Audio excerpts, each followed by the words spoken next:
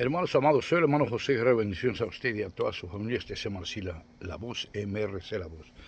Estoy en este momento en Alaska, Wasilla, Alaska. Estoy meditando o estudiando, mejor dicho, más específicamente, el libro que acabo de terminar de escribir, que se llama La ciencia de la predicación, y ya estoy en la segunda parte, haciendo la segunda parte del libro, porque el proyecto que tengo es un libro de 5 años a nivel de teología, y esta es la primera parte. La idea de hacer este libro, hermanos amados, es con la intención de preparar a los santos como debe ser. Mi base para creer esto está en Efesios capítulo 4, versos 11 al 15, donde dice el Señor, hablando de los 5 ministerios, yo soy uno de los ministerios, yo soy apóstol, donde dice, para la edificación del cuerpo de Cristo. Yo entiendo que el ministerio, el apostolado, como lo son los otros 4, son maestrías. O sea, son ministerios que enseñan a la iglesia en términos generales, porque hemos llegado a una estatura, digámoslo así, con el sentido etimológico correcto, usando un lenguaje correcto, desde la humildad, lo digo esto. Somos ministerios que hemos aprendido por experiencia práctica y experiencia de estudio lo que es el texto bíblico y ahora lo enseñamos masterizándolo. Bueno, volviendo al libro, el libro que escribí se llama La ciencia de la predicación y está basado en una sola palabra, se llama la palabra predicar. Y lo que yo hago, vuelvo a repetir como siempre, es dividir la palabra predicar en 2 partes. Una, la parte que es evangelística, que es hacia el mundo, y la parte que es de la enseñanza, que es apologética, que es hacia la iglesia. Al mundo se le predica para que se convierta y se arrepienta. Esto es oratoria, Hechos 3, 19 al 20, Marcos 6, 15 al 20, Mateo capítulo 10, verso 1 al 5, y a la iglesia se le enseña para que permanezca. Juan capítulo 15 y todos los escritos de Juan, 2 de Timoteo 2, 2, Proverbios 22, 6, etcétera, etcétera, etcétera. Bueno, tengo una lista enorme de textos bíblicos que he estudiado y analizado a través de toda la palabra de Dios por muchos años, más de 40 años. Y creo que el ministerio que Dios me dio es el apostolado. Creo que me dio este ministerio apostólico de apóstol, aunque muchos no crean que existe el apóstol, pero sí existimos, aquí estamos todavía. Que hay gentes que dicen y no lo son, también respeto eso, y bueno, cada quien su asunto.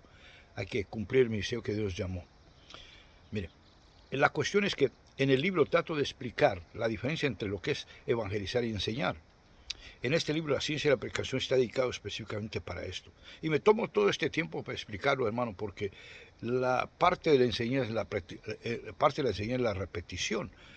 Deuteronomio capítulo 6, verso 7, se lo repetirás a tus hijos, hablando de la palabra de Dios, dice el Señor. Génesis capítulo 1, verso 26 al 28, la mayordomía. La pedagogía está dentro de la mayordomía.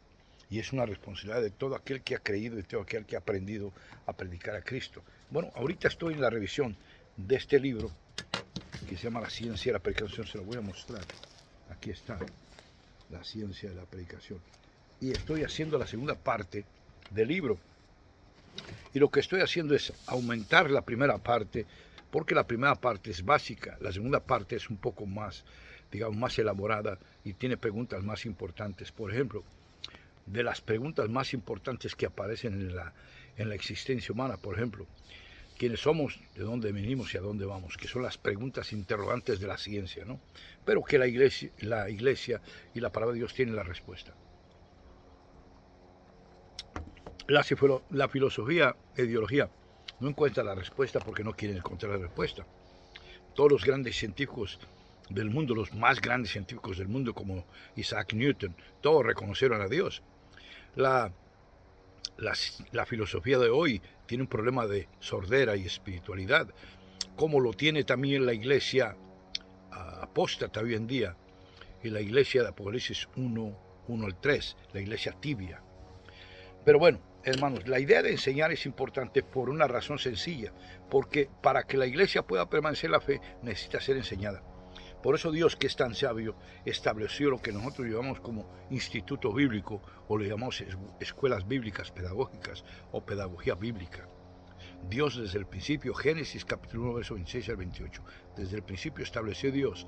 Léase los capítulos 1, el capítulo 5 de Génesis y vamos a entender que Dios siempre estableció la pedagogía como una base de información para los santos, para que estemos informados bien, como lo hizo con Adán, lo hizo después con Moisés, después lo hizo así consecutivamente hasta llegar a Jesús, y Jesús, tomando la misma idea del Padre, estableció la escuela dentro de la misma iglesia y estableció 5 ministerios que son los ministerios de la pedagogía, que son apóstol, profeta, evangelista, pastor y maestro. Y especialmente, hermanos, los dos, pastor y maestro, son los más importantes en cuestión de la enseñanza. Por eso un pastor debe ser un maestro no necesariamente debe ser un pastor, pero un pastor debe ser un maestro, porque la enseñanza es sumamente importante. Es tanto así que cuando estudiamos a Juan, vuelvo a repetir lo mismo siempre, Juan dedica toda su vida a 2 doctrinas principales. Una, el amor como doctrina, porque la doctrina en eso consiste, en que no se mueve. Y la palabra, y dedica en la otra parte a la palabra permanencia. Y dice en qué, en la palabra de Dios. Ahorita estoy en el libro, en la parte donde estoy en el libro, la primera parte del libro de la ciencia de la aplicación, en la página 232, los tiempos de Dios. Y cuando hablamos de los tiempos de Dios, estamos hablando de nuestro tiempo también, porque cuando hablamos de tiempos hablamos de escatología, y entonces hablamos de lo que va a pasar en el futuro, pero no solamente lo del futuro, estamos hablando también de lo que va a pasar, de lo que pasó en el pasado y en el presente. En eso consiste la profecía, que la profecía tiene 3 partes. Uno, escatológicamente hablando, el pasado, el presente y el futuro. El pasado, porque la escatología que nosotros tenemos, la profecía que nosotros tenemos, es de los profetas antiguos. Nosotros somos judeo-cristianos. La profecía que tenemos es del pasado. Los profetas antiguos los estudiamos para entender lo que es la profecía bíblica. Entonces la profecía tiene que ver con el pasado para nosotros y tiene que ver con el presente también para nosotros, por una razón, porque estamos viviendo en este presente y hay cosas que se están cumpliendo ahorita. Y también tiene que ver con el futuro, escatos y logos, que viene siendo una visión hacia el futuro, porque nosotros también vamos hacia el futuro y en cada segundo que pasa en nuestra vida estamos yendo escatológicamente hacia el futuro, pero no sabemos lo que va a pasar.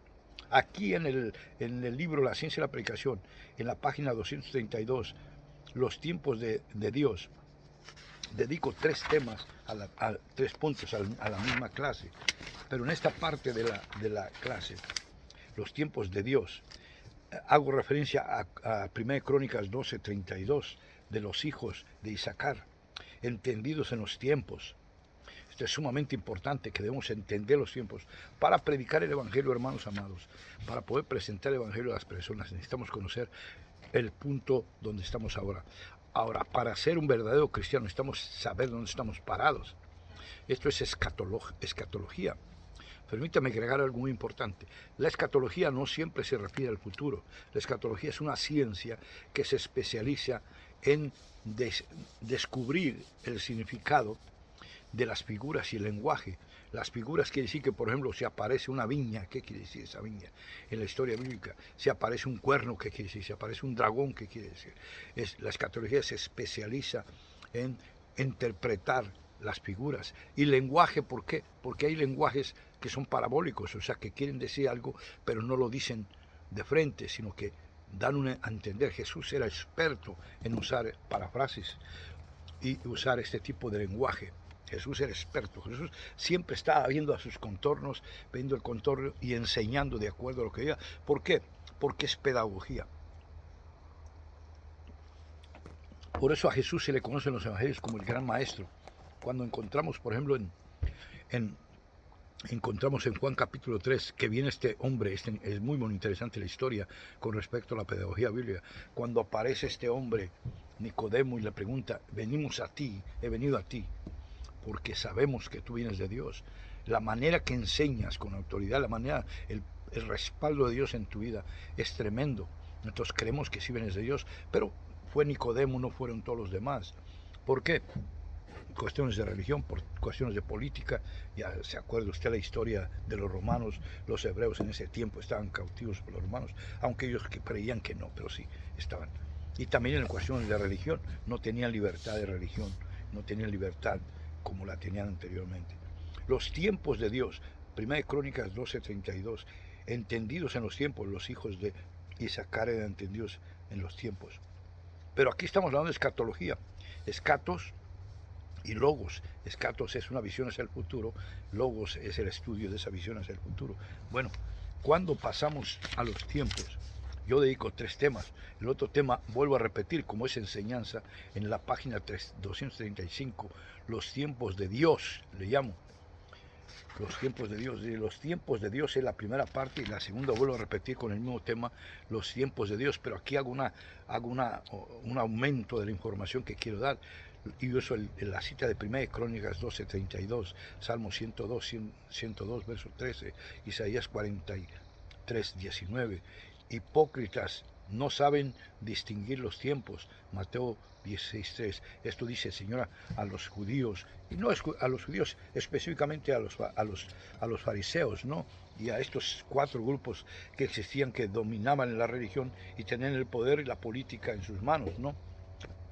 Les dice Jesús, hipócritas, no saben distinguir los tiempos. Y lo que Mateo está refiriéndose es que podían ver el cielo, la luna y todo, y poder imaginarse cuándo iba a llover y todas estas cosas, pero no sabían lo espiritual, porque necesitaban discernimiento espiritual.